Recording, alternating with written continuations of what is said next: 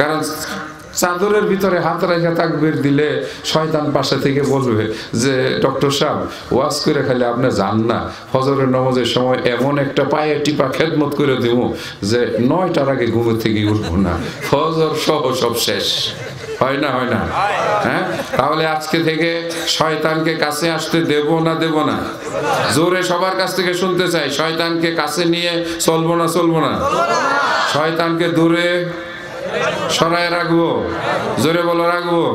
দোয়াটা কি? শয়তান তাড়ানোর আউযু আউযু বিল্লাহি মিনাশ শাইতানির রাজিম। আর শয়তান আর রাজিম, যাকে ঘাড়ে ধরে লাথি দিয়ে একেবারে কোমরের মধ্যে, তাই না, এইভাবে ঘাড় ধাক্কা দিয়া যাকে বলা হয়েছে বিতাড়িত, তাড়াইয়া দেওয়া হয়, বিতাড়ন করা হয় কি দিয়া? লাঠি দিয়া। বলে ওই কাটারে তাড়াইয়া দে, ওকে বেহেশতের ভিতর থেকে লাঞ্ছিত করে অপমানিত করে গলা ধাক্কা দিয়ে বের করে দেওয়া হয়েছে। কথা ঠিক না বেঠিক? আর আল্লাহ আমাদেরকে শিখিয়েছেন ও তোমাদের চির শয়তান, ইন্নাহু লাকুম আদুউম মুবিন। ওকে চিনে রাখো। যত কেসাল বাজা ওই তো স্বামী আর স্ত্রী দুইজনের মধ্যে কত মায়া মমতা, তাই না? হঠাৎ করে স্ত্রীর বিরুদ্ধে একটা কথা স্বামীর মধ্যে দিল লাগাইয়া, দুইজনের মধ্যে বেঁচে গেল অশান্তি। হ্যাঁ, দূরে থেকে কয় আমি দুজখে জ্বলবো আর তোরা দুনিয়াতে শান্তিতে থাকবি, এইটা আমি হতে দেব। আল্লাহর সঙ্গে সে চ্যালেঞ্জ করেছে। কত বড় শয়তান বুঝেন? সে শয়তানের শয়তান, অরিজিনাল শয়তান। সে আল্লাহর সঙ্গে চ্যালেঞ্জ দিয়ে আসছে। কি চ্যালেঞ্জ দিছে? যে আদমের জন্য আমাকে তুমি এত বড় লাঞ্ছনা অপমানিত করে বিতাড়িত করলা, আমিও বলে গেলাম আদম রে একটারেও আমি জান্নাতে যেতে দেব না। আল্লাহ কই তুই যতই ওদেরকে দিয়ে গুনাহ করাইবি, ওরা যদি খালি আমার কাছে এই একবার একটু অনুশোচনা নিয়ে বলে আস্তাগফিরুল্লাহ, আমি আল্লাহ সব মাফ করে দেব। জোরে বলি লিল্লাহি তাকবীর, লিল্লাহি তাকবীর। আল কোরআনের আলো, আল কোরআনের আলো, মারহাবা বলি আলহামদুলিল্লাহ। সম্মানিত ভাইয়ের আমার আলোচনা শেষ। আজকের এই বক্তব্য এবং এই মাহফিলের আয়োজনও শেষ হবে ইনশাআল্লাহ। তাই অল্প সময় শীতের তীব্রতা বেড়েছে, আমারও গলার অবস্থা ভালো নয়, প্রতিদিন রাত্রে কিছু না কিছু কথা বলতে হয়। আজকেও এখানে আল্লাহ পাক নিয়ে এসেছেন যে বিষয়টাকে দেওয়া হয়েছে। পাশাপাশি একটা প্রশ্ন আমার কাছে এসেছে, বেশ বড় সড়ো প্রশ্ন। যদি আগ্রহ থাকে আপনারা একটু অপেক্ষা করবেন, এইটার উপরে কথা বলবো। আমার হাতে একটা বই আছে লাল রঙের, মাঝখানে ফুলের একটা ছবি দেওয়া আছে, জান্নাতের কল্পনা করা, আর পাশে নিচে দাউ দাউ করা আগুন জ্বলছে। সামনে ঠিকানা আমাদের দুইটা, একটার নাম হলো জাহান্নাম, আরেকটার নাম হইল জান্নাত। একটার নাম জান্নাত, আরেকটার নাম জাহান্নাম। দুনিয়াতে এসে পড়েছি, দুনিয়া নামক ঠিকানায় যে যে অবস্থায় আছি, কাউকে হয়তো আল্লাহ একটু বেশি আরাম আয়েশে রাখছে, কাউকে হয়তো আল্লাহ একটু কম আরাম আয়েশে রাখছে। কথা ঠিক না বেঠিক? কেউ হয়তো পোলাও ভাত খান, কেউ হয়তো ডাল ভাত খান তো নাকি? অসীম মহিমা আল্লাহর, অসীম মহিমা আল্লাহর প্রকাশ জগতে, বিভিন্ন আকৃতির মানুষ তাহারি কদরতে, অগ্নি পানি মাটি হাওয়া পয়দা তামামির, রঙ্গ রূপ জুদা হুশয়া কেলো তাসির, একই জিনিসে পয়দা মনুষ্য সবাই, কেহ কালো কেহ ধলা হয় কি প্রকার, একই খোরাক দেখো সব গাছে খায়, কারো ফল মজা কারো তিতা অতিশয়। বলেন না সুবহানাল্লাহ। এটা হলো দুনিয়ার ব্যাপার যেটা বলতেছি। এখানে কোনো ফল তিতা হয়, কোনো ফল মিঠা হয়, কোনোটা টক হয়, কোনোটা আবার ঝালও হয়। মরিচ মুখে দিলে মনে হয় যে খালি ফুপারতে হয়, আবার চিনি মুখে দিলে মিষ্টি লাগে। এগুলো কে সৃষ্টি করেছেন? এগুলো কোথায় পাওয়া যায়? দুনিয়ার জীবনে। এই দুনিয়ার জীবনের আগে আমাদের আরেকটা জীবন ছিল, সেখানে ছিলাম ঘুমন্ত অবস্থায়। শেষের জীবনে এসে একটু নড়াচড়া করেছি, ছোট্ট একটা জায়গা, সেটা হলো মায়ের পেট। বলেন কথা ঠিক না বেঠিক? মায়ের পেটের আগে আমাদের অবস্থান ছিল কোথায়? আলমে আর রোহের জগতে, যেখানে কোটি কোটি মানুষকে আল্লাহ সুবহানাহু ওয়া তাআলা রুহের জগতে রেখে দিয়েছেন। ধাপে ধাপে সামনে আগাইতেছি। কথা ঠিক না বেঠিক? আলমে আর রোহের আগে আমরা কোথায় ছিলাম? হযরতে আদম আলাইহিস সালাতু ওয়াস সালামের পিঠে। কথা ঠিক কিনা? সেখান থেকে আল্লাহ পাক বের করলেন কতগুলো উজ্জ্বল ফর্সা চেহারা বিশিষ্ট ক্ষুদ্র ক্ষুদ্র নূরে নূরান্বিত আলোকিত যেই মানুষগুলোর পরিচয় হলো এরা জান্নাতি, আর কিছু কিছু মানুষের চেহারা হলো কালো মলিন বিবর্ণ, যারা পাপিষ্ট, এদের ঠিকানা হবে জাহান্নাম। আদমের পিঠ থেকে আলমে আরওয়াহ, আলমের আরওয়াহের জগৎ থেকে পিতার পিঠে, পিতার পিঠ থেকে মায়ের গর্ভে, মায়ের গর্ভে 10 মাস অবস্থান করার পরে পৃথিবী নামক এই ভূখণ্ডে, এই পৃথিবী নামক এই গ্রহের ভিতরে বাংলাদেশের আপনাদের জেলার নাম হইল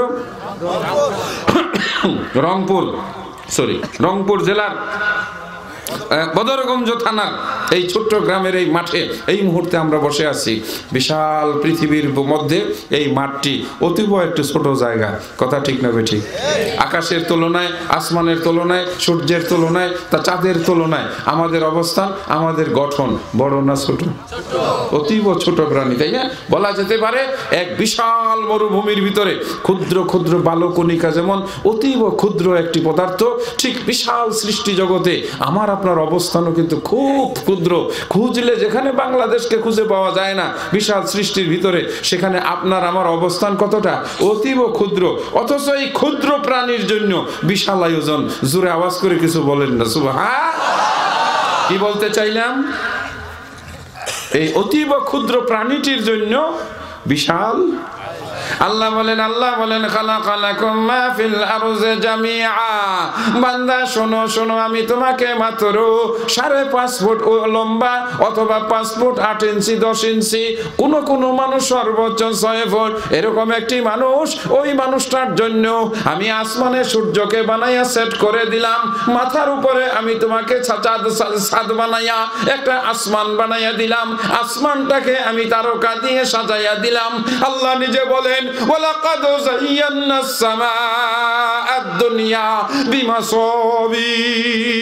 দেখো দেখো কেমন করে আমি আকাশটাকে তারকা দিয়ে সাজাইলাম। একটু আধ্যাত্মিক জগতে চলেন না, ঘুরে আসি।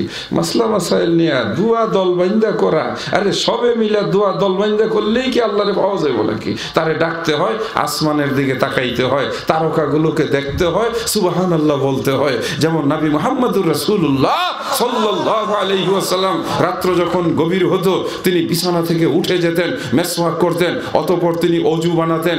অজু বানানোর পরে তিনি আসমানের দিকে তাকাতেন, তারকা সুশোভিত আসমানের দিকে তাকিয়ে এই সূরা, পবিত্র কোরআন মাজিদের সূরা আল ইমরানের শেষের আয়াতগুলো তিনি পড়তেন। এখান থেকে তিনি তেলাওয়াত করতেন, ইন্না ফি খালকিস সামাওয়াতি ওয়াল আরজি ওয়া ইখতিলাফিল লাইলি ওয়ান নাহারি লাআয়াতিন লিউলিল আলবাব আল্লাযীনা ইয়াযকুরুনাল্লাহা কিয়ামান ওয়া কুউদান ওয়া আলা জুনুবিহিম ওয়া ইয়াতাফাক্কারুনা ফি খালকিস সামাওয়াতি ওয়াল আরজি রব্বানা মা খালাকতা হাযা বাতিলান সুবহানাকা ফাকিনা আযাবান নার। বলিনা সুবহানাল্লাহ। এইটার নাম না মুনাজাত। ইমাম সাহেব ব্যস্ত এখন আমাদের দেশে। এই ইমাম সাহেব, জনগণ যদি আপনার সাথে মুনাজাত করতে না চায়, আপনি কি নামাজের পরে হাত তুইলা এই নাটক করবেন? যেই নাটকের কোনো দলিল প্রমাণ পাওয়া যায়, একটু বুঝবেন। এই ঠিক বলবেন না, আপনাকে এই দায়িত্ব দেওয়া হয় না। ও আপনার পক্ষে কথা গেছে, সেই জন্য আপনি নাইসা উঠছেন না। আপনি লোক বেশি ভালো না, এটাও ঠিক। আপনি যে কতটা তাকওয়া সম্পন্ন এটা আমরা জানি। আপনি দুয়ার বিরোধিতা করেন, দুয়ারে আপনি পছন্দ করেন না, দুয়ার উৎখাত করার জন্য আপনি নাচেন। কয়দিন আপনি রাতের বেলায় আল্লাহর কাছে কাঁদছেন? আগে নিজে ভালো হন, আরেকবারে দোয়া করে হেরে বাধা দেওয়ার জন্য আপনাকে ঠিক করে উঠছেন। দোয়া করবেন না তো আল্লাহর কাছে পাইবেন কেমনি? বলেন কথা ঠিক না বেঠিক? দোয়া করবেন কখন? মানুষ যখন ঘুমিয়ে থাকে। আপনার ব্যথা বেদনা নিয়ে হাজির হন মালিকের কাছে। উঠে পড়েন আপনি বিছানা থেকে, অজু বানান, চোখটা পানি দিয়ে ভিজান। ইজা যাকার আল্লাহ খালিয়ান, ইজা যাকার আল্লাহ খালিয়ান, একা একা আল্লাহকে স্মরণ করে চোখ দুটো তার পানিতে ভিজে যায়। রব্বুল আলামিন, মেয়েটা আমার বড় হয়েছে, ওকে যে আমি বিয়ে দিতে পারছি না, তোমার হুকুম না হলে তো আকাশের পাতা নড়ে না। ওগো দয়াময়, বাবা হয়ে আমার চোখের পানি, তুমি তো দেখছো রহমানুর রহিম, তুমি আমার মেয়ের জন্য একটা ভালো পাত্র ব্যবস্থা করে দাও। কাঁদতে থাকেন, ফজরের আজান হবে, আকাশে সূর্য উঠবে, কোনো এক ব্যক্তি এসে বলবে, হাজি সাহেব বাসায় আছেন? আমি শুনলাম আপনার একটি মেয়ে আছে, আমি খুঁজছি আমার ছেলের জন্য। কে কারে পাঠাইছে? আল্লাহ ধরে অমুক ব্যক্তিরে পাঠাই দিছে। কওনা জোরে সুবহানাল্লাহ। ডাকার মতো ডাকলে আল্লাহ কেমনে? আসলে যে আমরা আল্লাহকে ডাকতে একদল ডাকে না, আর একদল ডাকার নাম ধইরা জিদ করে থাকে। হ্যাঁ, আবার কেউ ঠিক বলবেন, আপনারা ঠিক বলার জন্য আপনি কোনো মুফতিও না যে আপনি কইবেন ঠিক কথা, ঠিক না ঠিক? এইবার একটা বলেন, ঠিক আছে? কিছু আধ্যাত্মিক কথা বলবো ইনশাআল্লাহ। গভীর রাত, নিচের আসমানে নেমে আসবেন আল্লাহ সুবহানাহু ওয়া তাআলা। এই যুবকেরা, চাওয়ার আছে না? হ্যাঁ, আমি মাঝে মাঝে মজা করে বলি, যে যুবক ছেলে বিয়ে করে নেই, ওর তো আল্লাহর কাছে বেশি চাওয়া দরকার। কমপক্ষে এইটা বলার দরকার, আল্লাহ গো একটা বউ বিলাইও যে বউটার মিজাজটা ঠান্ডা হয়। কারণ ইদানিংকালে বউ স্বামীকে ধরে মারে। কথা ঠিক না ঠিক? আর যদি তোমরা কও যে না মাইক দেবো বউই বিয়া করবো, তাও দোয়া করবো না, তাহলে করো না। তুমি মাইর খাইবো আমাদের কি, তাই না? পত্রিকার খবর। রাসূল বলছেন এই জগতে যত নিয়ামত আছে তার মধ্যে উত্তম নিয়ামত হলো আল মারআতু সালেহা, একজন নেক স্ত্রী। কন্যা আলহামদুলিল্লাহ। যে এরকম একজন নেক স্ত্রী পাইছে, দুনিয়ার ভিতরে সে বেহেশতের একটা টুকরা পেয়ে গেছে। সুবহানাল্লাহ।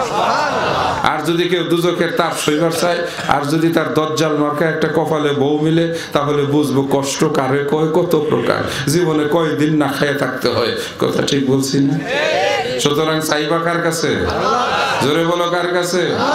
বিয়া করছো দুইজন, একেবারে কবুতরের জোড়া, মায়া মোহাম্মত ভালোবাসা মোটর সাইকেলের পিছনে তুইলা হাওয়া হাওয়া বাতাসের মধ্যে বউয়ের শরীর থেকে উড়না ফালাইয়া নিজের বউ দশেরে দেখাইয়া রাস্তা দিয়ে ঘুইরা বেড়াইয়া বাসায় এসে থাকো, ঘুমো। আল্লাহ কয় ঠিক আছে, আল্লাহর মায়ের।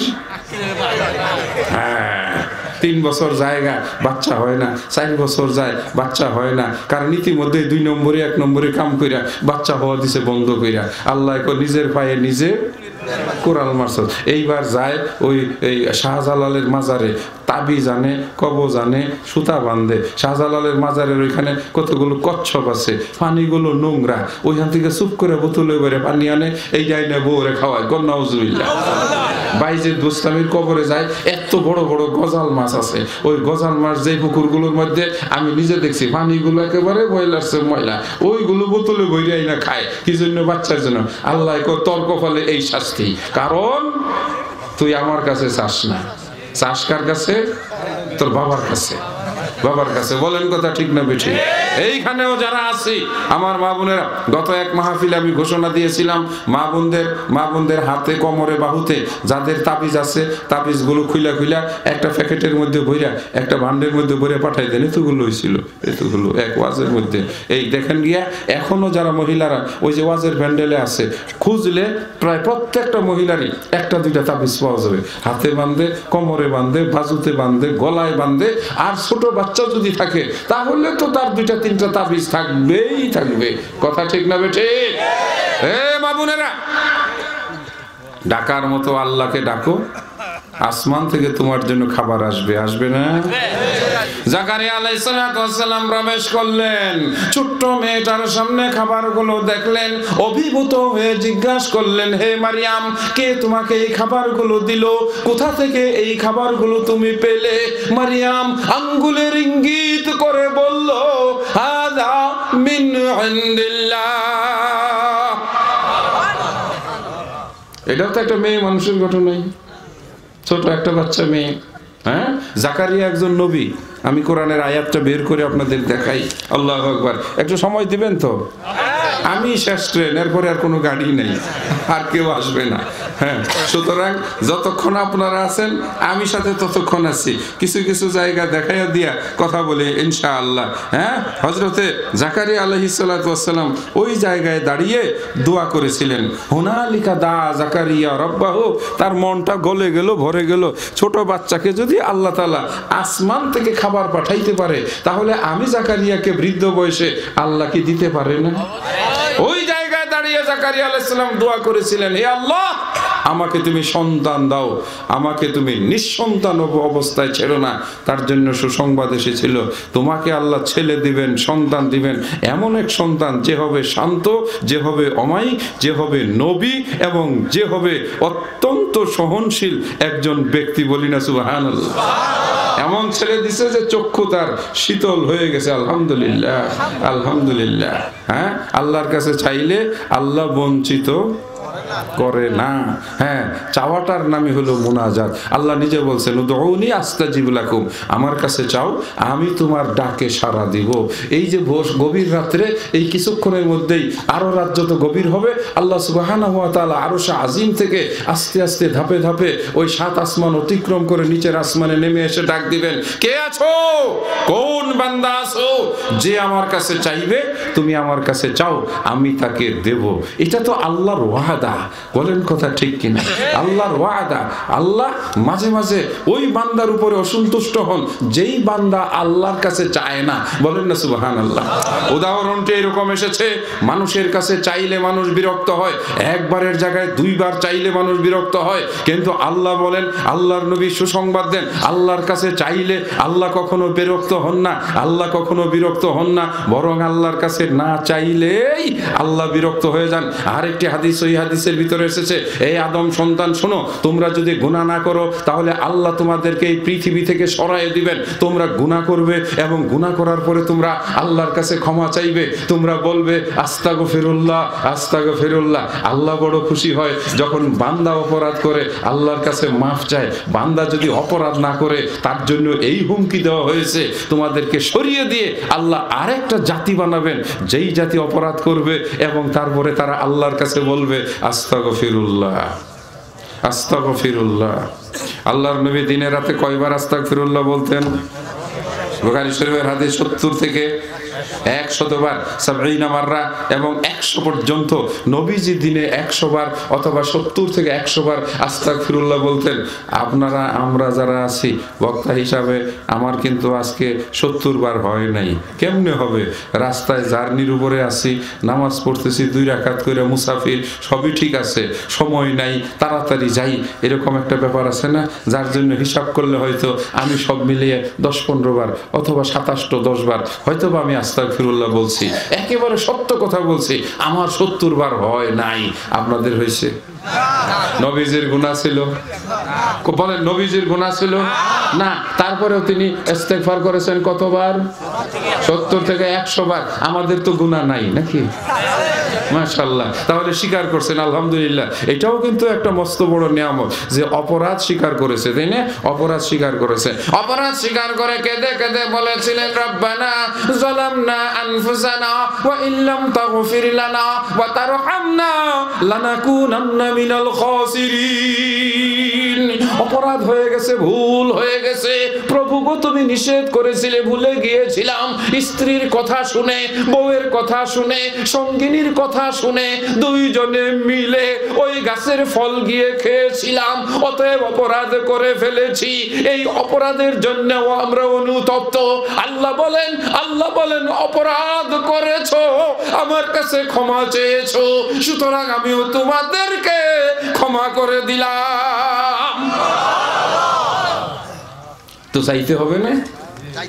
চাইতে হবে না? চাওয়া ছাড়া কোনো উপায় আছে? আল্লাহ রিজিক দাও, এটাও তো আল্লাহর কাছে চাওয়া, আল্লাহর কাছে চাওয়া।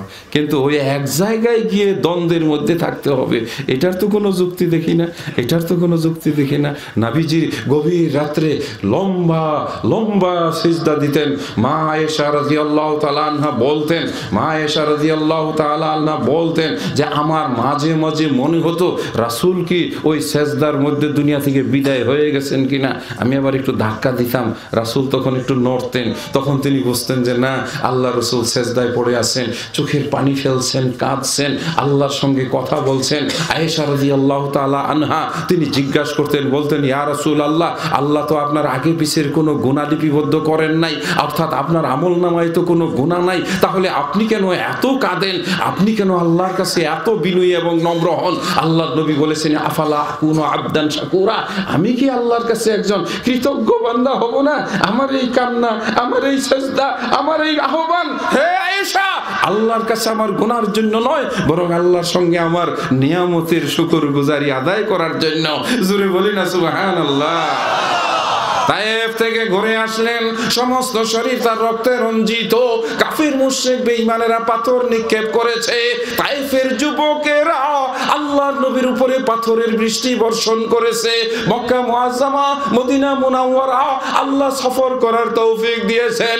মনে স্বপ্ন জাগলো তায়েফ নামক জায়গাটা দেখতে যাব, যে তায়েফের বুকে নবী মুহাম্মদুর রাসূলুল্লাহ সাল্লাল্লাহু আলাইহি ওয়াসাল্লামকে মেরে মেরে রক্তে রঞ্জিত করে বেহুশ করে ফেলে দিয়েছিল।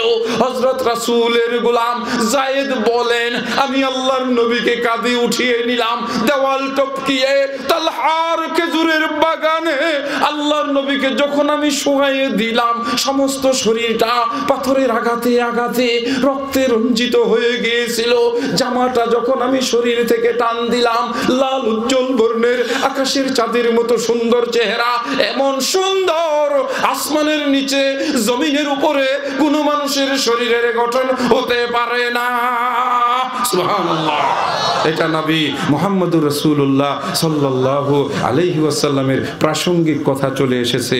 আমার সম্মানিত ভাইয়েরা, রাসূলের আলোচনা যখন আসছে, আমরা রাসূলের উম্মত হিসাবে একটু মায়া মমতা ভালোবাসা নিয়ে একবার দরুদ পড়ে নিন। আল্লাহুম্মা সাল্লি আলা মুহাম্মাদিন ওয়া আলা আলি মুহাম্মাদিন কামা সাল্লাইতা আলা ইব্রাহিম ওয়া আলা আলি ইব্রাহিম ইন্নাকা হামিদুম মাজিদ। আল্লাহুম্মা বারিক আলা মুহাম্মাদিন ওয়া আলা আলি মুহাম্মাদিন কামা বারাকতা আলা ইব্রাহিম ওয়া আলা আলি ইব্রাহিম ইন্নাকা হামিদুম মাজিদ। আমরা এমন নবীর উম্মত, আমরা এমন নবীর উম্মত, খুশি হয়ে বলি আলহামদুলিল্লাহ। যেই নবী সকল কাজে আল্লাহর উপরে ভরসা করতেন, বলে সুবহানাল্লাহ। যেই নবী সবসময় আল্লাহকে ডাকতেন তার সকল প্রয়োজন পূরণের জন্য। কথাগুলো মনে থাকবে। আমরা কেমন নবীর উম্মত? যিনি তার সামান্য প্রয়োজনের জন্য কার কাছে চাইতেন?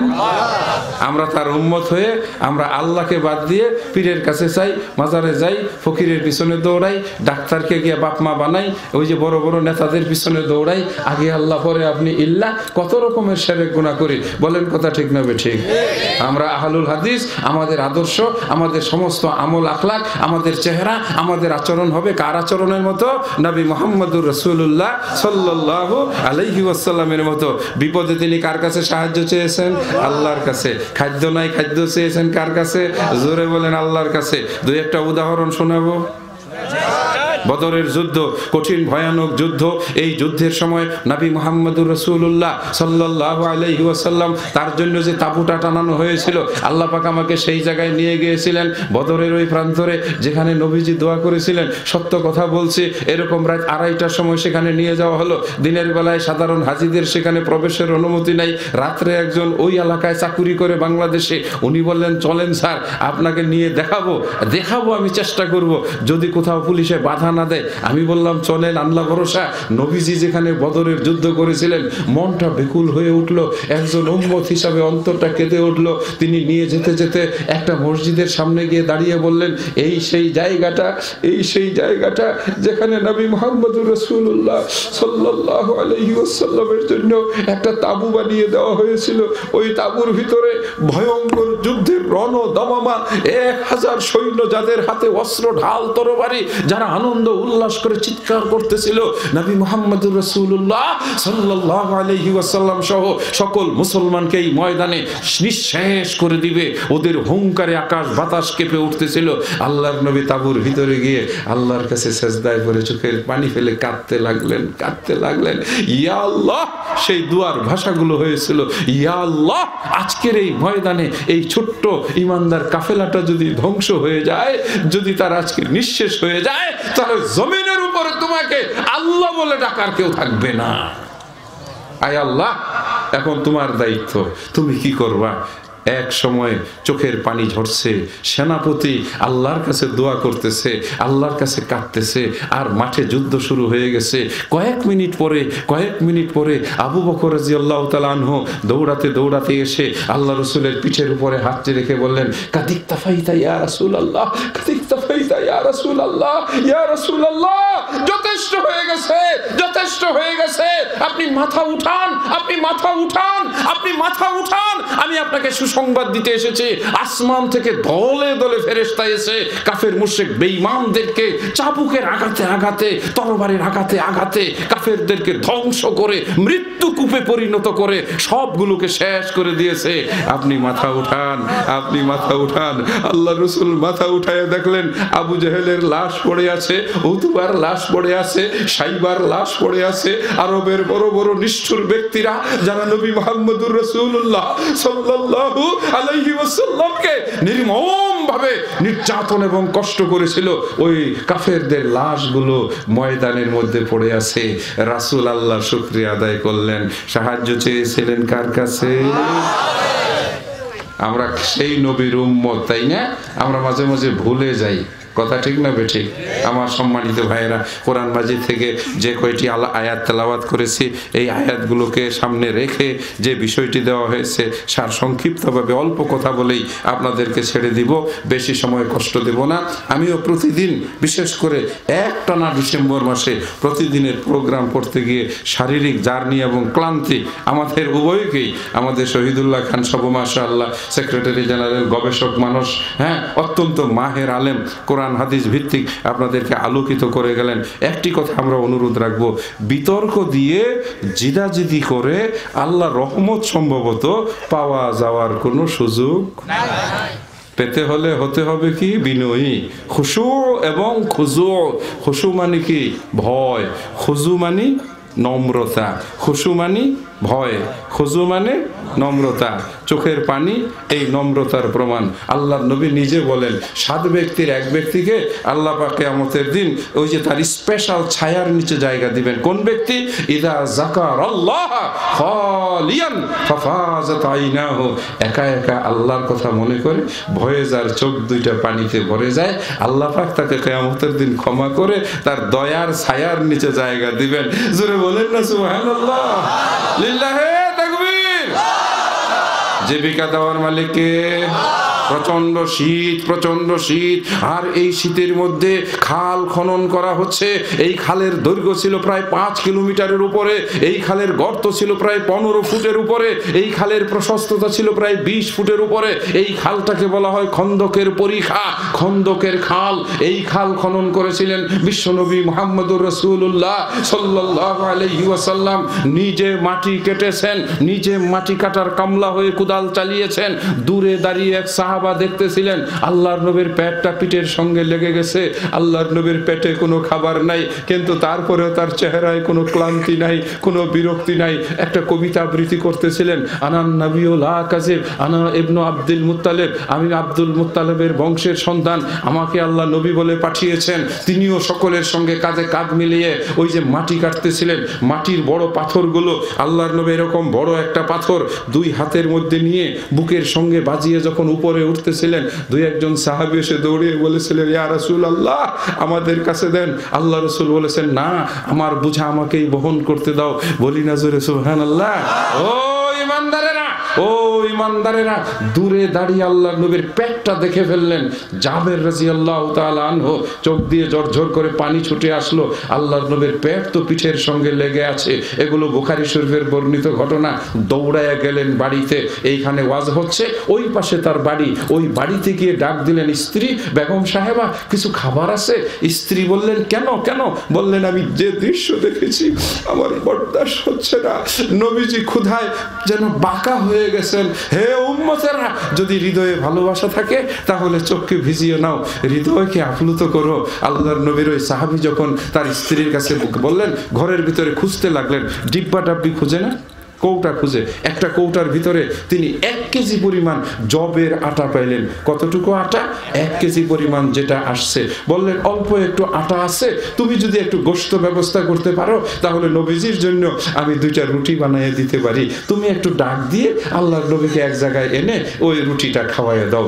জাবের বললেন ঠিক আছে, তুমি রুটি তৈরি করার জন্য প্রস্তুত হও। তার একটা ছোট বকরির বাচ্চা ছিল, একেবারে ছোট, এতটুক সাইজের একটা ছোট বকরির বাচ্চা। জাবের বলেন আমি বকরির বাচ্চাটি জবাই করলাম, 1-1.5 কেজি পরিমাণ গোশত হলো। আমি আমার স্ত্রীর কাছে নিয়ে গিয়ে বললাম রান্না করো। এই রান্না করার কথা বলে আমি ছুটে গেলাম, মাটি কাটতেছে নবী মুহাম্মদুর রাসূলুল্লাহ সাল্লাল্লাহু আলাইহি ওয়াসাল্লাম। সাহস করে তিনি বলতে পারছেন না। এক পর্যায়ে আল্লাহর নবী খেয়াল করলেন জাবের কিছু বলতে চায়। আল্লাহর নবী জিজ্ঞেস করলেন জাবের তুমি কি কিছু বলবে? জাবের বলেন ইয়া রাসূলুল্লাহ, আপনি যদি কিছু মনে না করেন আপনি 2-1 সাহাবাকে সঙ্গে নিয়ে একটু আমার বাড়িতে আসেন, আমি আপনার জন্য একটু পানি খাবারের ব্যবস্থা করেছি। রাসূল এই কথা শুনে বললেন তুমি আমাদেরকে দাওয়াত দিচ্ছ খাওয়ার জন্য? বললেন এ আমার সাহাবারা শোনো, জাবের তোমাদেরকে দাওয়াত দিয়েছে, তার বাড়িতে চলো। কথা বলার সাথে সাথে কুদাল ছেড়ে দিয়ে সবাই, মাটি কাটা ছেড়ে দিয়ে সবাই হাত মুছে দল বেঁধে জাবেরের বাড়ির দিকে 1000 মানুষের কাফেলা রওনা হয়ে গেল। জাবের দৌড়াতে দৌড়াতে বাড়ি থেকে তার স্ত্রীকে বলল হে আমার স্ত্রী শোনো, সর্বনাশ হয়ে গেছে। 1000 মানুষকে নিয়ে নবী মুহাম্মদুর রাসূলুল্লাহ সাল্লাল্লাহু আলাইহি ওয়াসাল্লাম ওই যে দেখো আমার বাড়িতে আসতেছে, এখন কি হবে? স্বামী আর স্ত্রী দুইজনে গলাগুলি ধরে আর কাঁদে আর বলে কি হবে এখন, কি হবে? আমি তো তোমাকে বলেছিলাম মাত্র 1 কেজির মতো জব আছে, 4-5 জন খেতে পারবে, 1000 মানুষের কি করব? তুমি রাসূলের কাছে গিয়ে বলো। আল্লাহ রাসূল বললেন জাবের তোমার স্ত্রীর কাছে গিয়ে বলো আটা খিমা বানিয়ে গোলাই করে ওইটা যেন একটা কাপড় দিয়ে ঢেকে রাখে, আর গোশতগুলো যেন কড়াইয়ের উপরে চড়ায়, কিন্তু আগুনে উঠানোর আগে আমি যেন সেই গোশতটা একটু দেখে নেই, রেখে দাও। রাসূল সেখানে গেলেন, গিয়া বললেন জাবের তোমার গোশতের পাতিলটা কোথায়? আল্লাহর কাছে দোয়া করলেন হে আল্লাহ তুমি তোমার বান্দাদের জন্য জীবিকায় বরকত দাও। এর নাম হলো মুনাজাত। এর নাম কি? মুনাজাত। মুনাজাত নিয়ে যত ধাক্কা ধাক্কি কই একটাও তো কবুল হইতে দেখি না। আল্লাহর নবী দোয়া করলেন, ওই 1 কেজি পরিমাণ গোশতের মধ্যে একটু থুথু দিলেন, রাসূলের মুখের থুথুর বরকত। সুবহানাল্লাহ, আল্লাহু আকবার, আল্লাহু আকবার। ও মুসলমানেরা চোখ বন্ধ করে মদিনায় চলে যাও, চোখ বন্ধ করে মদিনায় চলে যাও। ওখানে গিয়ে দাঁড়ায় দেখো রাসূল পাতিলের মধ্যে একটু থুথু দিলেন, তারপরে তিনি দোয়া করলেন, তারপরে তিনি দোয়া করলেন। আল্লাহু আকবার। আল্লাহ রাসূল দোয়া করে ঢাকনাটা ঢেকে দিয়ে বললেন হে জাবেরের স্ত্রী গোশতটা রান্না করো। রুটির খিমাটা তার কাছে দেওয়া হলো। আল্লাহ রাসূল রুটির খিমার ভিতরে একটু থুথু দিলেন, অতঃপর তিনি বরকতের জন্য দোয়া করলেন। বললেন রুটি বানাও আর তার মধ্যে পর্যাপ্ত গোশত দিয়ে 1 জনের জন্য যতটা রুটির দরকার অতটা করে রুটি দিতে থাকো। জাবেরকে বসাইয়ে দিলেন, রুটি তৈরি হচ্ছে, গোশতের ঢাকনাটা খোলা নিষেধ করলেন, ভিতর থেকে গোশত দিবা 2-3 চামচ এরকম বাটি ভর্তি করে, যার যতটুক দরকার 4-5টা রুটি আর গোশত দিচ্ছে, 1 জন করে নিয়ে যাচ্ছে 1000 জন মানুষকে। সহিহ বুখারীর বর্ণিত ঘটনা, কোনো সন্দেহের অবকাশ নাই। এই সব ঘটনা যদি অন্য কিতাবে বর্ণিত হতো অনেক মানুষ হয়তো আঙ্গুল দিয়ে উড়িয়ে দিত যে এইগুলোও কি সম্ভব? জোরে বলি না সুবহানাল্লাহ। জাবের বলেন আমি বসে গেলাম, 4-5টা করে রুটি আর 2 বাটি করে গোশত আমি প্রত্যেকটা মানুষকে দিতে থাকলাম। সকলেই তারা খাবার নিয়ে বসে গেল, 1 পেট ভরে ভরে রুটি আর গোশত খেলো। সর্বশেষ 100 নয় 200 নয়, আমি 999 জনকে গোশতগুলো দিয়ে দিলাম, রুটি দিয়ে দিলাম। আল্লাহর কসম আমি আমার পাতিলে তাকিয়ে দেখলাম একটা রুটিও একটা গোশতের টুকরাও কমে নাই। হে মুসলমানেরা, হে মুসলমানেরা, আমরা সেই নবীর কথা বলেন, আমরা সেই নবীর উম্মত। আমরা খাবারের জন্য 2 নম্বরই করি না, আমাদের গ্রামে কি সমিতি নাই? আমাদের মহিলারা কি সমিতি থেকে লোন নিয়ে ওই যে সেই কি বলে সুদের ব্যবসা করতেছে না? আমরা ওয়াজ শুনতেছি আজকে সহি হাদিস কইরা ঘরের মানুষ সুদ খায়, আমার নিজের ব্যবসা হারাম, আমার কাপড় হারাম, আমার পেটের খাবার হারাম। বলেন কথা ঠিক না বেঠিক? আল্লাহর নবী বলেন আন্না ইউস্তাজাবু লাহু দাওয়াত, কি করে আল্লাহ তার দোয়া কবুল করবেন? কি করে আল্লাহ তার দোয়া কবুল করবেন?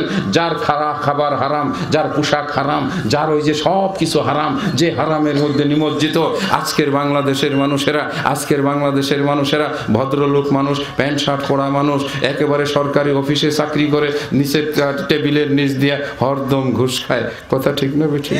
গত কয়েকদিন আগে কাজের ব্যস্ততার মধ্যে একটা অফিসে গেলাম, আমার একটা দরখাস্ত 6 মাস যাবৎ ফেলে রাখছে, পয়সা দেই নাই, যার কারণে ওইটা ড্রয়ারের ভিতরে পড়ে আছে। জুন মাসের 30 তারিখ আবেদনটা করেছিলাম, খুঁজে ওই যে বলা যায় পয়সা করে যেহেতু দেই নাই, একটু নির্লজ্জের মতো ভাই আমার দরখাস্তটা কোথায়, এদের সময় নাই, ব্যস্ত। একটু বললাম দেখো না রে বাবা, যাদের একটু বয়স কম, আমার দিকে তাকায় দেখে হুজুর মানুষ, জানে এর ফাইল, এর দরখাস্ত খুঁজে কোনো লাভ নাই, বলে একটু বসেন। কেউ বলে চাচা মিয়া, কেউ বলে মুরব্বী। আমি বললাম আচ্ছা ঠিক আছে বাবা বসি। রইলাম কতক্ষণ বইসা, একটা যুবক আসলো, বলল ও মুরব্বী, আপনার দরখাস্ত তো অনেকদিন যাবত পড়ে আছে, আপনি তো কোনো খোঁজ খবর নেন না। আমি বললাম বাবা পইড়া রয়েছে কে, এটা তো জায়গা মতো নিজেই এই অটোমেটিক চলবে, জায়গা মতো গিয়া কাজ হয়ে যাবে। বলে আপনি কোন যুগের মানুষ, এইগুলোর পিছনে কিছু খরচপত্র না দিলে কি দরখাস্ত যায়? দেখছেন আমার কই কি অল্প বয়স, 22-23 বছর হয় নাই। আমি বললাম অল্প বয়সেই তেলে পয়সা করে খাওয়া ভালো, শিখা বলাইছে, তাই না? আল্লাহ বাঁচাইলে ভবিষ্যতে রাক্ষসের মতো খাইবা। এই তো যে জন্য আমার ফাইলটা আটকাই রেছ। আমি একজন সরকারি কর্মকর্তা, আমি একজন BCS কর্মকর্তা। এটা যে ফালাইয়া রাখছো, কোন জায়গায় যে তোমার উষ্টাদা পাঠাবো, এইটার কি তুমি খবর লইছো? বেয়াদব ছেলে কোথাকার, হ্যাঁ? আমার দরখাস্ত পড়ে রইল কেন? দাও আমার দরখাস্ত, আমি তোমার ডিডির কাছে যাব। কেন রইল আমার দরখাস্ত? স্যার ঠিক আছে স্যার, এটা স্যার আমি তো স্যার আপনি আইবেন এই আশা রেখে দিছি। তখন মনটা চাইছিল যে কইসা একটা সর দিই। বলেন কথা ঠিক না বেঠিক? কোন অফিসে গেছিলাম সেটা আর বললাম না। এইটাই তো বাংলাদেশের প্যান্ট শার্ট পরা মানুষের চরিত্র। হ্যাঁ, আবার আপনারা রাগ করবেন না, বিদ্যুৎ অফিসে যাইবেন, টাকা ছাড়া কাজ হয়? হ্যাঁ, আপনি ওই যে সেই জমি রেজিস্ট্রি অফিসে যাবেন, ঘুষ ছাড়া কাজ হয়? খারিজ পর্চা করতে গেলে ঘুষ ছাড়া কাজ হয়? একটা জায়গা নাই যেখানে মানুষকে অবৈধ টাকা না দিলে কাজ হয়। এই মানুষগুলো নবীর উম্মত বলে দাবি করে, এরা মসজিদেও আসে, এরা বাড়িতে মিলাদেরও আয়োজন করে। আল্লাহ আসমান থেকে বলে ভণ্ডের ভণ্ড, বাটপারের বাটপার, সিটারের সিটার, আর বুঝি বাটপারি করার জায়গা পাস না। বলেন কথা ঠিক না বেঠিক? যে নবীর উম্মতের জন্য আল্লাহ পাক 1 কেজি আটার মধ্যে 1000 জন মানুষের জন্য জীবিকার বরকত দেন, যেই নবীর উম্মতের জন্য সামান্য একটু গোশতের ভিতরে 1000 মানুষের খাবারের বরকত দেন, যেই নবীর উম্মতের জন্য আল্লাহ আসমান থেকে ফেরেশতা পাঠিয়ে যুদ্ধের ময়দানে সাহায্য করেন। বলেন না সুবহানাল্লাহ। কোরআন মাজিদে বর্ণিত হয়েছে 1000 ফেরেশতা আসমান থেকে চলে এসেছিল ওই বদরের যুদ্ধে। যে রাস্তাটা দিয়ে, যে জায়গাটা দিয়ে ফেরেশতারা নেমেছিল, আমাকে রাত 2টার সময় ওখানে একটু আফসা অন্ধকার, ওই অন্ধকার ওই রাস্তাটার পাশেই আবু জেহেল সহ যে কাফের 70 জন মারা গিয়েছিল তাদেরকে মাটি চাপা দেওয়া হয়েছিল।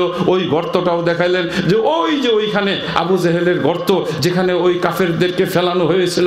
আবার মুসলমানদের 14 জন শাহাদাত বরণ করেছিল, তাদেরকে যেখানে দাফন করা হলো ওই কবরস্থানটাও আমাকে দেখালো। কিন্তু একটা জায়গায় গিয়ে আমি বাবা নিজেই স্থির থাকতে পারি নাই, আমার পায়ের তলার মাটি যেন কাঁপতেছিল। যেই জায়গাটায় নবী মুহাম্মদুর রাসূলুল্লাহ সাল্লাল্লাহু আলাইহি ওয়াসাল্লাম ওই বদরের যুদ্ধের সময় আল্লাহর কাছে চোখের পানি ছেড়ে দিয়ে কেঁদে কেঁদে বলেছিলেন, রব্বুল আলামিন, আজকের এই ময়দানে যদি ঈমানদার মুসলমানেরা নিঃশেষ হয়ে যায়, ওগো আল্লাহ, তোমাকে ডাকার মতো জমিনের উপরে কেউ থাকবে না। আল্লাহ সঙ্গে সঙ্গে আসমান থেকে 1000 ফেরেশতা প্রথমে, তারপরে 3000 ফেরেশতা পাঠিয়ে তাদের আল্লাহর নবীকে সাহায্য করেছিলেন। যুদ্ধের ময়দানে তিনি বিজয় লাভ করেছিলেন। জোরে বলেন না সুবহানাল্লাহ। দাওয়াতের কথা বলা হয়েছে, সৎ কাজের আদেশ, অসৎ কাজের নির্দেশ, এটাই তো আমাদের জন্য বিষয়, তাই না? যাব এই বিষয়ে যাওয়ার আগে দরকার হলো আল্লাহর সঙ্গে সম্পর্ক উন্নয়ন করা, তাই না? আল্লাহর কাছে চাওয়া পাওয়ার বিষয়টিকে মজবুত করা। একান্তই দু এক ভাই প্রস্রাবের ব্যাগ হলে উঠে যাবেন। আমি যেই জায়গাটি এসেছি নবী মুহাম্মদুর রাসূলুল্লাহ সাল্লাল্লাহু আলাইহি ওয়াসাল্লামের আল্লাহর কাছে চাওয়ার ব্যাপার, এটাই বলতেছি না যে নবীজি তার সবকিছু চাইছেন কার কাছে? জোরে বলেন কার কাছে? আল্লাহর কাছে। মক্কা থেকে মদিনায় যাবেন, বলেন সুবহানাল্লাহ। মক্কা থেকে মদিনায় যাবেন, ঘর তার ঘেরাও করা হলো, 10 জন অস্ত্র নিয়ে নবীজিকে হত্যা করার জন্য দাঁড়িয়ে গেল। একজন আরেকজনের পাশে একেবারে হাতে হাত ধরে দাঁড়াইলো। জিবরাইল আলাইহিস সালাতু ওয়াস সালাম নবীকে এসে বলেন, ইয়া রাসূলুল্লাহ, আপনার ঘরের পাশে আপনাকে হত্যা করার জন্য প্রস্তুত হয়েছে। আল্লাহর নবী আল্লাহর কাছে দোয়া করলেন, হে আল্লাহ, তুমি আমার হেফাজতকারী, তুমি আমার রক্ষাকারী। আল্লাহর উপরে ভরসা করে একটু বালু উঠাইয়া, মাটি থেকে একটু বালু উঠাইয়া, ওয়াজআলনা বাইনা আইদিহিম সাদ্দাও ওয়া মিন খালফিহিম সাদ্দান ফাআশাইনাহুম ফাহুম লা ইউবসিরুন। এই আয়াতটা পড়ে সেই বালুর মধ্যে ফু দিয়ে কাফেরদের চোখের উপরে ছিটাই দিলেন। এইবার তাদেরকে হাত দিয়ে সরাইয়া সরাইয়া তাদের ভিতর থেকে বের হয়ে গেলেন। নবীজিকে কেউ দেখতেই পেলেন না। ওই আয়াতটা কোরআন মাজিদে আছে না? ওই আয়াতটা কোন সূরার ভিতরে আছে? সূরা ইয়াসিনের ভিতরে। সূরা ইয়াসিনের ভিতরে, তাই না? সূরা ইয়াসিনের ভিতরে আল্লাহ পাক যখন রাসূল মদিনা থেকে তায়েফ থেকে ফিরে আসলেন, নবীজি যখন রক্তে রক্তাক্ত, আল্লাহু আকবার আল্লাহু আকবার, ওই তায়েফের ময়দান, তায়েফের মাঠ, তায়েফের রাস্তাঘাট দেখে সেখানেও শরীর মন ক্লান্ত হয়ে চোখে পানি এসে গিয়েছিল। এই সেই ময়দান যেখানে আল্লাহর নবীকে পাথর মেরে রক্তে রঞ্জিত করেছিল। খেজুরের বাগান এখন নাই, শুধু একটু দেখানো হলো এখানেই সেই বাগানটা ছিল। আল্লাহু আকবার। যেখানে রাসূল মাটির উপরে শুয়ে পড়েছিলেন, যার রক্ত আর জামা আর কাপড় ওই যে সে জুতার সঙ্গে একাকার হয়ে মিলে গিয়েছিল। যখন জুতা খোলার জন্য টান দিয়েছিল জায়েদ, আল্লাহর নবী তখন ব্যথা যন্ত্রণায় কুকড়িয়ে উঠেছিলেন। জিবরাইল আমিন এসে বলেছিল, ইয়া রাসূলুল্লাহ, আপনি আমাকে অনুমতি দিন, হুকুম দিন, আমি পাহাড়গুলো দিয়ে চাপা দিয়ে তায়েফবাসীকে ধ্বংস করব। আল্লাহ রাসূল দোয়া করেছিলেন। এখানেও দোয়া আসছে, আল্লাহ ইন্নাহুম লা ইয়ালামুন আল্লাহুম্মা গফির লাহুম। আল্লাহ গো, এদেরকে তুমি ক্ষমা করে দাও, এরা বুঝতে পারে না, এদেরকে তুমি হেদায়েত দাও। এরা যদি ধ্বংস হয়ে যায়, এদের সন্তানদের ভিতর থেকে অনেক ঈমানদার হবে যারা তোমার ইবাদত করবে। নবী মুহাম্মদুর রাসূলুল্লাহ শত্রুদের জন্য সেদিন দোয়া করেছিলেন। জোরে খুশি হয়ে বলি সুবহান।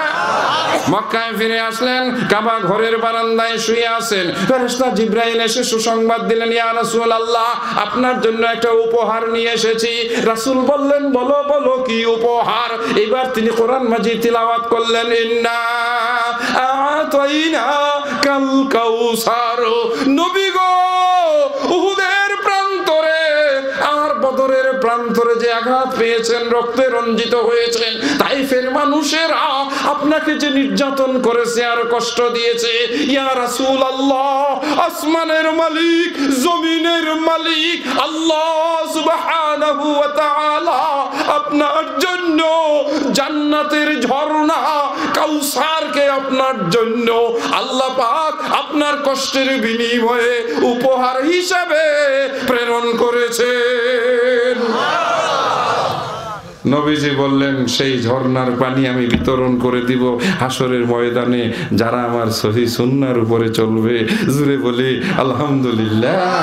একদল আসবে লম্বা জামা পড়া, পাগড়ি পড়া, এই জমিনের উপরে যারা নিজেদেরকে সুন্নি বলে দাবি করে অথচ রাসূলের সুন্নাহর উপরে আমল করে না। আল্লাহর নবী যখন পানি বিতরণ করবেন, ওয়াল্লাহি আল্লাহর কসম, কথাগুলো মিথ্যা নয়, কথাগুলো কাল্পনিক নয়, ওই দলের ভিতরে তারা দাঁড়িয়ে থাকবে। আল্লাহর নবীর কাছে যখন আসবে তখন তাদেরকে বলা হবে, সোকান সোকান সোকান, বিতাড়িত হও বিতাড়িত হও বিতাড়িত হও। তারা বলবে, আমরা আপনার উম্মত, আমাদেরকে পানি দান পানি দেন। আল্লাহর নবীর পক্ষ থেকে জবাব দেওয়া, নো নো নো, তোমরা আমার পরে আমার দিনকে তোমরা ভঙ্গ করে দিয়েছো, আমার দিনকে তোমরা চূর্ণ বিচূর্ণ করে দিয়েছো, আমার দিনকে তোমরা পরিবর্তন করেছো। বলুন কথা ঠিক না বেটি? ওই দিন তারাই পানি পাবে, ওই দিন তারাই পানি পাবে যারা নবী মুহাম্মদুর রাসূলুল্লাহ সাল্লাল্লাহু আলাইহি ওয়াসাল্লামের তরিকার উপরে চলবে, তার নামাজ যারা আদায় করবে। সেই জন্য ভাইয়ের আমার, আজকে এই প্রশ্নের পালা দেখে, অসংখ্য প্রশ্ন আপনাদের সামনে দেখে, এই প্রশ্নগুলো আমি চেয়ে নেব। আমি আমাদের পত্রিকা পত্রিকা যেটা আছে মাসিক তরজমানুল হাদিস, আমি যেই পত্রিকার সম্পাদক, বাংলাদেশ জমিয়তে আহলে হাদিস থেকে 2টা পত্রিকা বের হয়, একটার নাম হলো সাপ্তাহিক আরাফাত, আরেকটার নাম হলো তরজমানুল হাদিস। তরজমানুল হাদিস এই যে এখানে আমার কাছে আছে, এই যে আপনারা আমার কাছে সবগুলো প্রশ্ন দিয়ে দেবেন। এই যে তরজমানুল হাদিস, অল্প কয়েকটা সংখ্যা আছে, পুরাতন সংখ্যা, সবাইকে দিতে পারবো না, হ্যাঁ, এটা যুবকরা নিয়ে যাবেন। এই তরজমানুল হাদিসের শেষে প্রশ্ন উত্তর দেই, আর তাহরিক পত্রিকার মতো আপনাদের এই প্রশ্নগুলো ইনশাআল্লাহ আমরা পরবর্তী সংখ্যায় ধারাবাহিকভাবে দিতে দিব। আপনারা রাজি? অনুমতি দিলেন তো? জোরে বলেন আলহামদুলিল্লাহ। আলহামদুলিল্লাহ। হ্যাঁ, এই যে পত্রিকা, এই পত্রিকার মধ্যে প্রশ্নগুলো দিয়ে দেব। আজকে আপনাদের জানার আগ্রহ দেখে, বিশেষ করে অত্র এলাকার যুবকদের মধ্যে ইসলামের সঠিক জ্ঞান চর্চার মানসিকতা দেখে আমরা অত্যন্ত উদ্বুদ্ধ হয়েছি, আমাদের মন প্রাণ বিগলিত হয়েছে। রাসূলের চরিত্র হবে আমাদের, কি বলো যুবকেরা? তোমার মাথার চুল হবে কার মাথার চুলের মতো? জোরে বলো না যুবকরা, কার মাথার চুলের মতো? কিন্তু আমি যদি এখন মাফলারটা খুলাই, তাহলে তো দেখবো তোমার মাথার চুলের ডিজাইন নেইমারের চুলের মতো। তাহলে তুমি কি নেইমারের উম্মত? কি গো, কথা ঠিক না বে? ঠিক বলছি?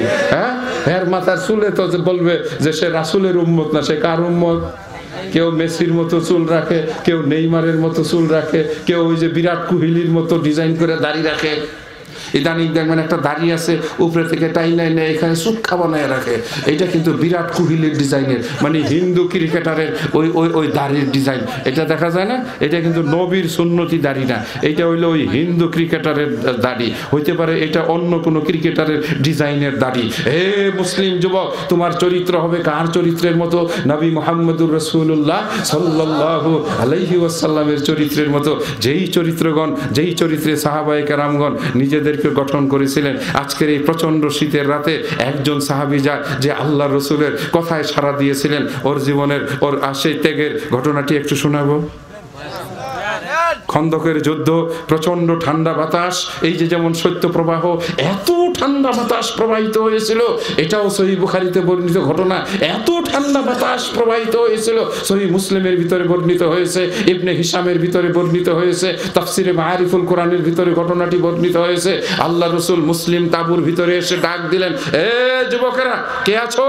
এই ঠান্ডার ভিতরে ওই সীমানা পার হয়ে শত্রুদের ক্যাম্পের ভিতরে গিয়ে সেখান থেকে খবর নিয়ে আসবে। হুযাইফা নামে এক সাহাবা, কি নাম বললাম? হুযাইফা। হুযাইফা নামে এক সাহাবা, তিনি একটু মাথা তুললেন। তিনি বলেন, আমি সাহস করলাম, কিন্তু আমার পায়ে বল ছিল না, আমি দাঁড়াতে পারলাম না। আমার শরীরে আমার স্ত্রীর একটা পুরাতন পাতলা চাদর ছিল, ওই চাদর দিয়ে আমার শীত ফিরতেছিল না, কিন্তু আমি সাহস করে বলতে পারলাম না। রাসূল ভিতরে চলে গেলেন, আবার 2 রাকাত নামাজ পড়ে বের হয়ে এসে বললেন, এই কে আসো যে যেতে পারো ওই কাফের মুশরিকদের তাঁবুর ভিতরে? ওখানে তারা কি পরিকল্পনা করতেছে, কি যুদ্ধ করতেছে, আমাকে একটু খবর এনে দাও। হুযাইফা বলে, দ্বিতীয়বারে আমি সাহস করলাম, কিন্তু আমি দাঁড়াতে পারলাম না, এত ঠান্ডা। ক্ষুধা আর ঠান্ডার কারণে সাহাবায়ে কেরামগণ জড়ো-থড়ো হয়ে গিয়েছিলেন, সকলেই কাঁপতেছিলেন, সকলেই ছিলেন ক্ষুধার্ত। আল্লাহর নবীর ডাকে অন্য কেউ মাথা তুলতে সাহস পেল না। তৃতীয়বারে যখন আল্লাহর নবী এসে ডাক দিলেন, হুযাইফা বলেন, আমি সেই সময় দাঁড়িয়ে উঠলাম। রাসূল বললেন, এই কাজের জন্য যে বেরিয়ে যাবে, আল্লাহ পাক খুশি হয়ে তার জীবনের সব মাফ করে তাকে জান্নাতবাসী বলে ঘোষণা দিবে।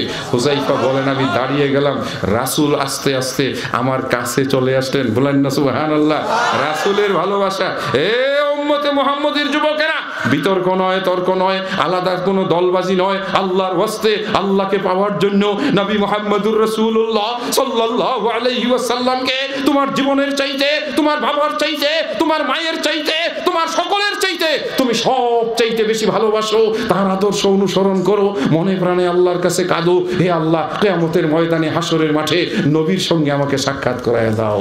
বলি আল্লাহুম্মা আমিন। ইয়া আল্লাহ, কিয়ামতের দিন তুমি তোমার নবীর হাতের কাউসারের পানি আমাকে পান করার তৌফিক দাও। ইয়া আল্লাহ, দুনিয়ার বুকে তোমার নবীর শরীয়ত অনুযায়ী আমাকে চলার তৌফিক দাও। ইয়া আল্লাহ, আমার হৃদয়ের ভিতরে নবীর ভালোবাসা সবচেয়ে বেশি করে আমার অন্তরে তুমি তৈরি করে দাও, যাতে আমি কিয়ামতের দিন রাসূল রাসূলের সামনে দাঁড়িয়ে বলতে পারি, ইয়া রাসূলুল্লাহ 2019 সালের শেষ দিকে একটি ওয়াজ মাহফিল শুনে আমি তোমার ভালোবাসায় মুগ্ধ হয়ে 2020 সালে কুরবানি স্বীকার করেছি। ইয়া রাসূলুল্লাহ আজকে আপনার সামনে হয়তো উহুদের যুদ্ধে আমি শরীক হতে পারি নাই, বদরের যুদ্ধে আমি শরীক হতে পারি নাই, কিন্তু 2020 সালে তোমার রেখে যাওয়া ইসলামের সহি দাওয়াত আমি মানুষের কাছে দিয়েছি।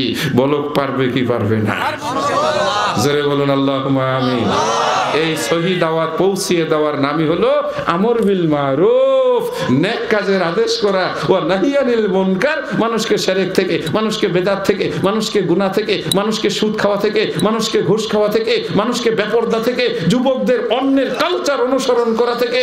সময় ভীষণ কঠিন এখন। হে মুসলিম হুঁশিয়ার হুঁশিয়ার হুঁশিয়ার, সময় এখন বড় কঠিন। আজকের মুসলিম যুবকেরা অমুসলিম আদর্শ অনুসরণ করে। বলুন কথা ঠিক না বেঠে?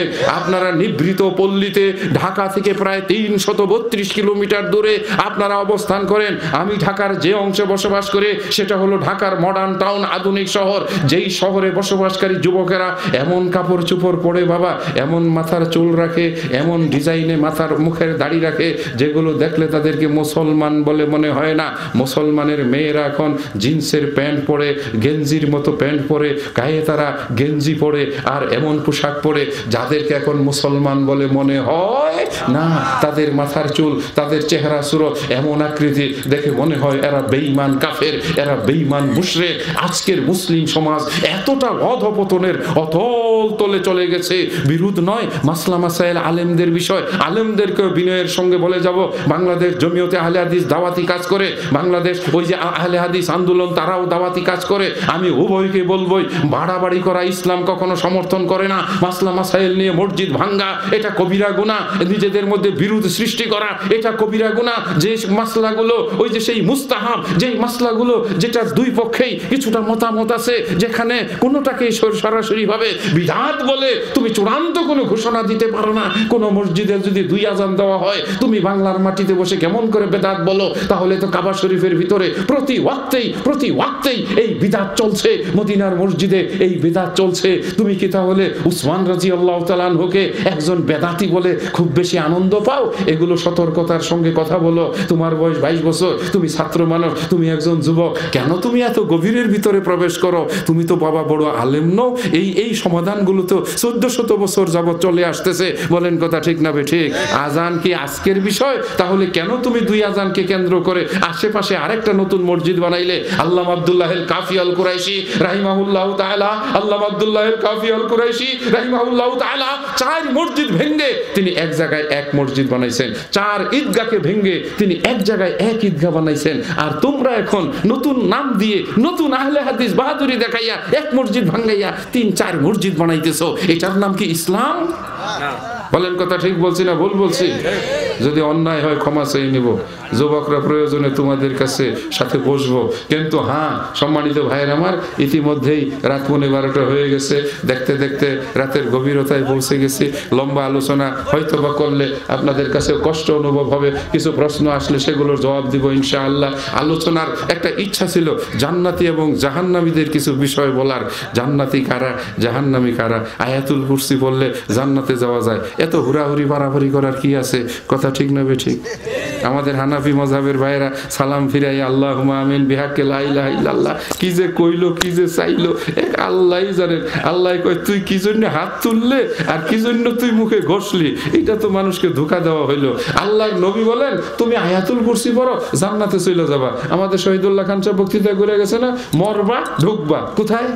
জান্নাতের ভিতরে। সকালে একবার পড়েন, বিকালে একবার পড়েন, আল্লাহ আপনাকে মাফ করে দিব, বিনিময়ে জান্নাত দিব। কোন দোয়াটা? যেটাকে বলা হয়েছে সাইয়্যিদুল ইস্তিগফার, আল্লাহুম্মা আনতা রাব্বি লা ইলাহা ইল্লা আনতা। এইটাই, এই দোয়া যদি তুমি পড়তে পারো তাহলে তো আর ঠেলাঠেলি ধাক্কাধাক্কি করার দরকার নাই। তবে যদি কিছু চাওয়ার হয়, তবে যদি কিছু পাওয়ার হয়, তবে যদি কোনো গোপন অ্যাফেয়ার্স হয়, যদি কিছু তার কাছ থেকে আদায় করতে হয়, তাহলে সবাই যখন ঘুমিয়ে থাকে আফসুস সালাম, বাইরে বেশি বেশি করে সালাম দাও। দাও, ওয়া আতইমু তুআম, গরীব মিসকিনকে বেশি বেশি করে খানা খাওয়াও, আর সাল্লু বিল লাইল, রাতের বেলায় উঠা যাও, রাতের বেলায় উঠা যাও, সত্য কথা বলো বন্ধু, সৎ পথে চলো, পাপ পরিহার করো, তাইলে হবে তোমার ভালো। জ্ঞান গরিমা হয়ে যদি থাকো, সকাল বিকাল পড়ো, তাইলে আল্লাহর কোরআন খানি, আল্লাহ তোমায় দেখেন সদা, ইহা মনে করে ইবাদত করবে তাহার নবীর তরিক ধরে। পঞ্চবারে আল্লাহর ঘরে যেয়ে নামাজ পড়ো, সাবধান জীবনে নামাজ কাজা নাহি করো।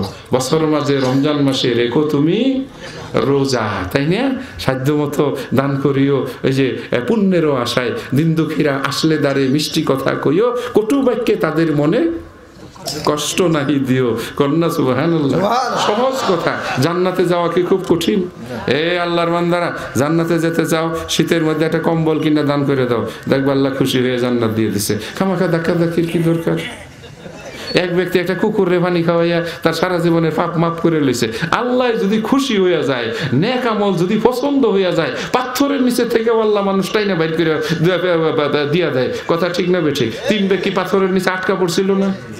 হ্যাঁ, এরা যখন বললো আল্লাহ আমি বিপদে পড়ে গেছি, বাপ মায়ের সেবা করছি, বাপ মায়ের না খাওয়াই নিজে খাই নাই, আল্লাহ কয় ঠিক আছে, তোর কথা আমি শুনলাম মানলাম, যা তোরে গর্ত থেকে বাইর করে দিলাম। আরেক যুবক কয় ইয়া আল্লাহ, এক চাচাতো বোনের প্রতি আকৃষ্ট হয়েছিলাম, খালি আই লাভ ইউ পেতাম, এখন যখন মেসেজ পাঠায় I love you, you are my heart and soul, মানে তুমি আমার কলিজা ফেফড়া। পুরা মিশা কথা। আজকালকার যুবকেরা যে কত মিশা কথা কয়, এগুলো দেখলে বড় ভদ্র ভদ্র মনে হয়, আসলে তা না, মিসকা।